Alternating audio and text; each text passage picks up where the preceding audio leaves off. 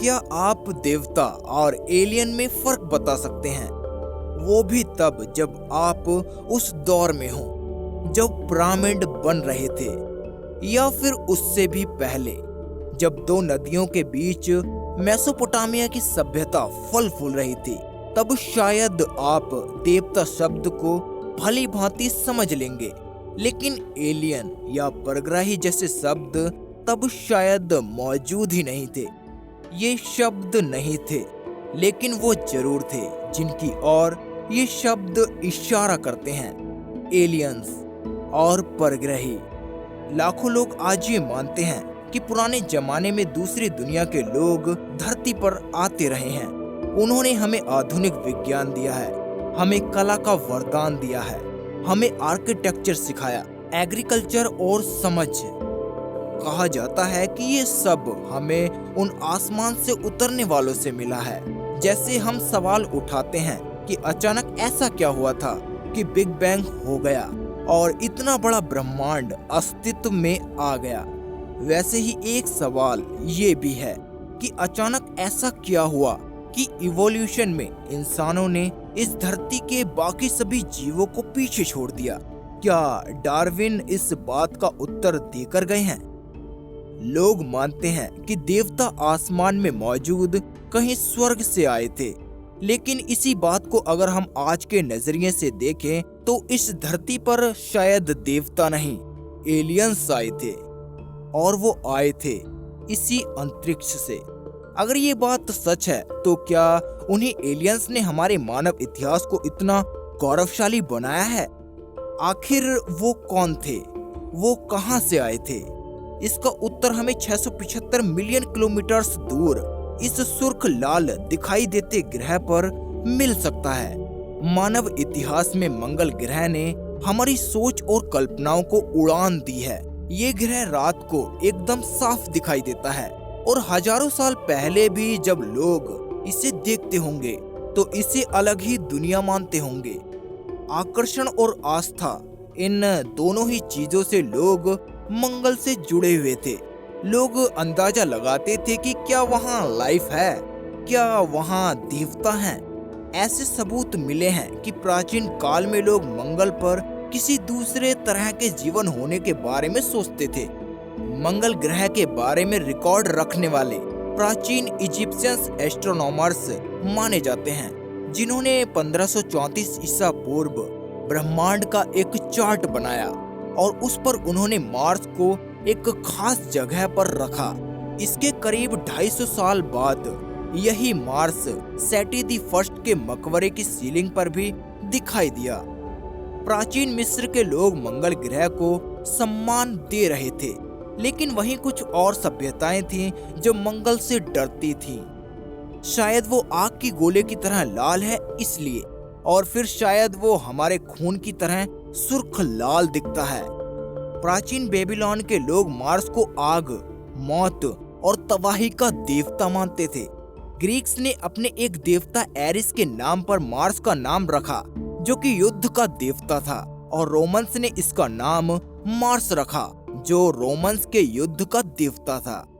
यानी मंगल ग्रह कहीं ना कहीं प्राचीन लोगों से जुड़ा हुआ था। कुछ लोग मार्स को सम्मान दे रहे थे तो कुछ लोग मार्स को दहशत के रूप में देखते थे।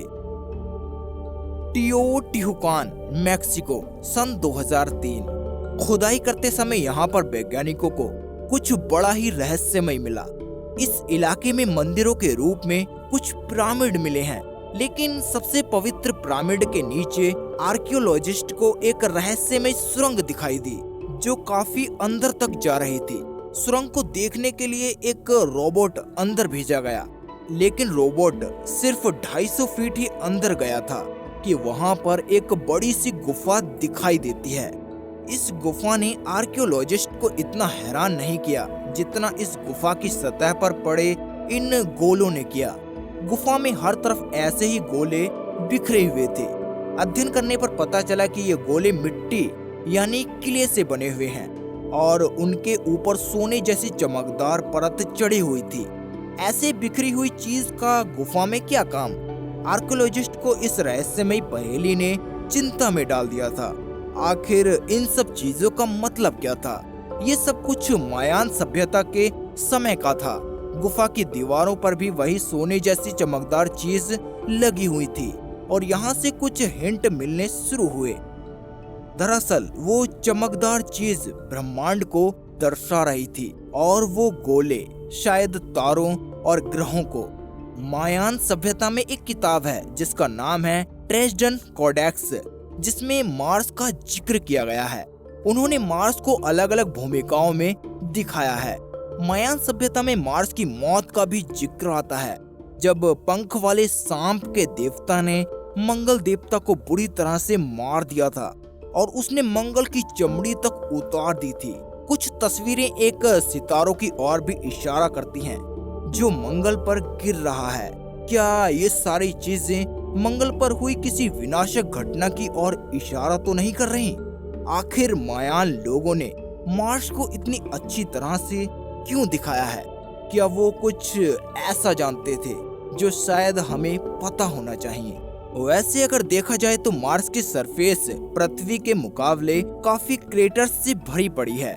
भूवैज्ञानिक ये मानते हैं कि मार्स एस्टेरॉयड बेल्ट्स के काफी ज्यादा नजदीक है, इसीलिए उसकी सतह से एस्टेरॉयड इम्पैक्ट होते रहते हैं।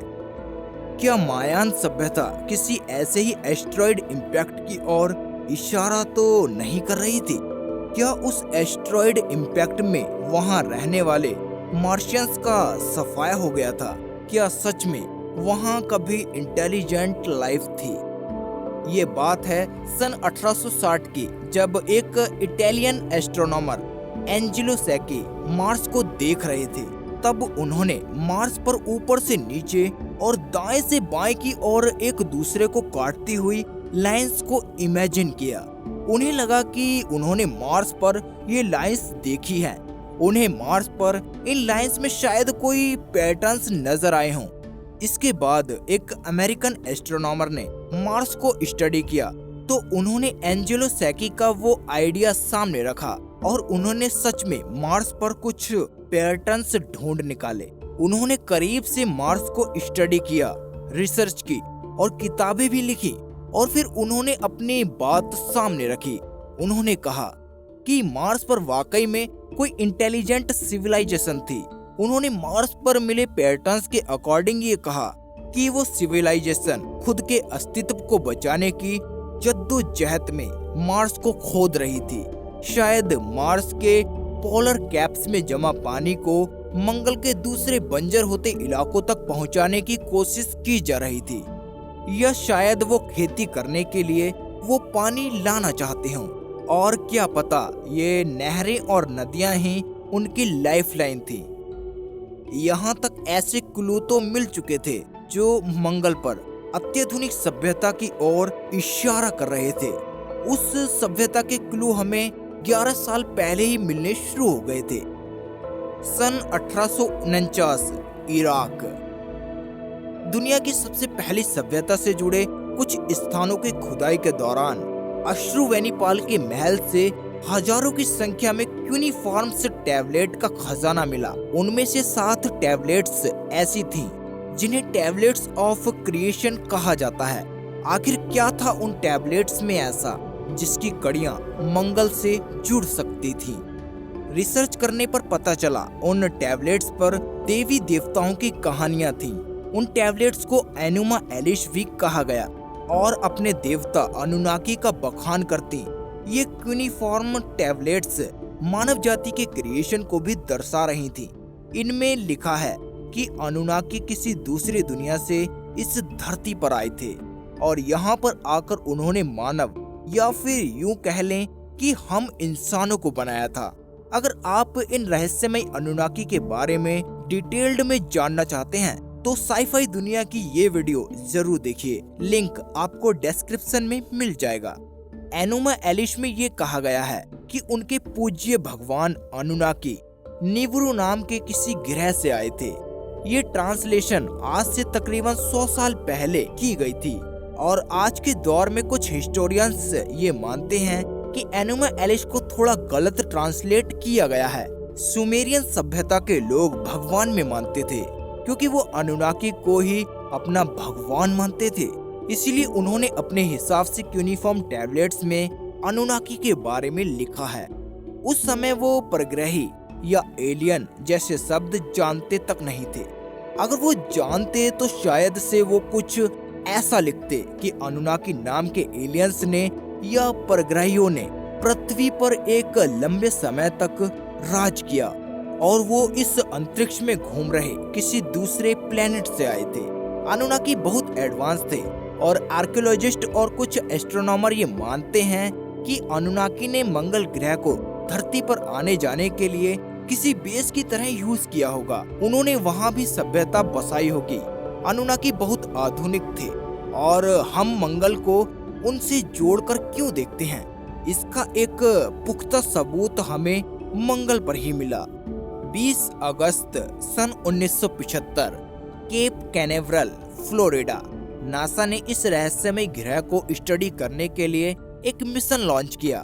नाम था वाइकिंग मार्स मिशन।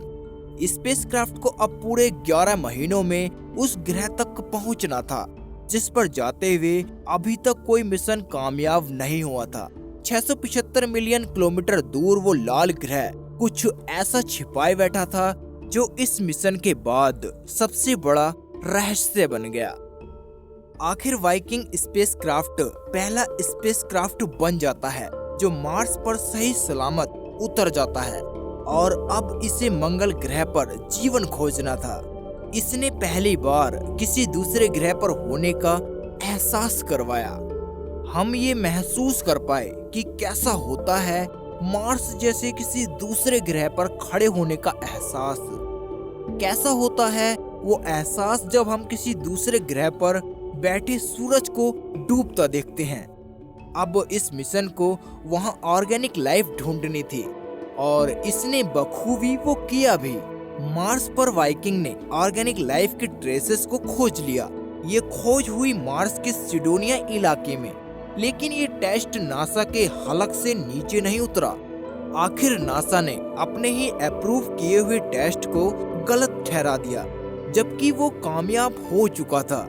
इस टेस्ट को डिजाइन करने वाले वैज्ञानिक नासा से इसी बात पर कई सालों तक लड़ते रहे, लेकिन वहीं दूसरी ओर मार्स पर ऑर्गेनिक मैटर्स होने को लेकर किया गया दूसरा टेस्ट फेल हो गया।